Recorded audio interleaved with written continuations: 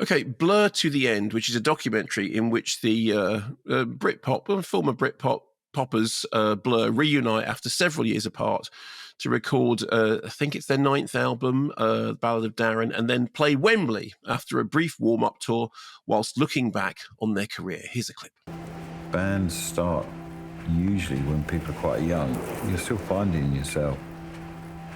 You have to work through that relationship where you can be relaxed and comfortable and not want to push each other's buttons and want to be supportive. That takes time to work through. And ideally, the best place to do that working through is not in the full glare of the public. We've had times when we've really not wanted to be even in the same room as each other. When you're in the thick of it and you've just been touring for 3 years with 2 days off, it can feel like what you're actually engaged in is politics, and the music is a kind of sideshow to that.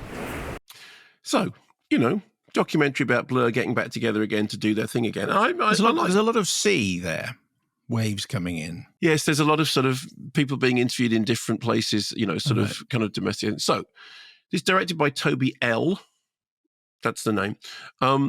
There have been previous Blur docs. There was a thing that we reviewed, I think it was 2010, No Distance Left to Run, which was kind of, again, doing the similar, let's get the band back together again. So this opens with Damon Albarn being interviewed in his car, driving very fast down a country road, musing on the subject of mortality, and then having to suddenly slam on the brakes because a car's coming the other way. And it's like, wow, we were talking about mortality, and then suddenly a car was coming the other way. That is pretty much as deep as it gets. Beyond that, I mean, it's very likable. You get Albarn and I think it's Graham go back to the Stanway School where they met, and they bemoan the disappearance of a porter cabin, which is very important to them. And they get shown the music room that was named after them, and they say, yeah, well, this is great, but it needs more posters on the wall and a big bowl of weed to inspire the music writing, about which the doesn't seem particularly thrilled. There's quite a lot of stuff about the rigors of aging. 3 of them, including the drummer, have got bad knees. Alex James still looks like he wants to fight for the right to party. Lots of reflecting on the history and the brotherhood of the band.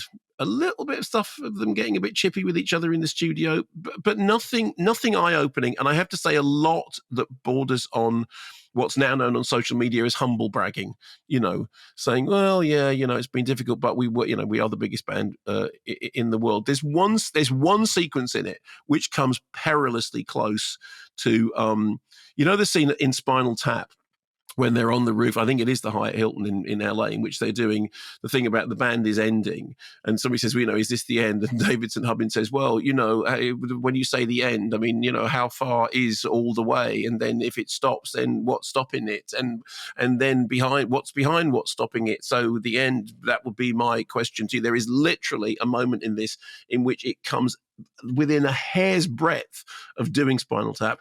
And the thing about it is, I don't think it's deliberate. I don't think it's ironic. I think it's actually just it gets a bit Spinal Tappy. Phil Daniels is in there, which is always good. There is some stage footage, although there's not sort of whole songs or performances, because there's going to be a concert movie coming out later on, which feels a little bit kind of like, okay, fine, we've seen just enough of this to make us work. Anyway, look, I like Blur. They seem interesting. I'm not entirely sure that this is anything other than a promotional work, but I've seen worse.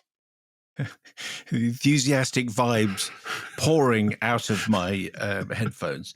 It sounds a bit like in the same way that Python spoiled all movies about King Arthur and the Knights of the Round Table. That Spinal Tap means that you have to be, it's almost impossible to escape that shadow when you're making a movie. No, except when you're in the editing room.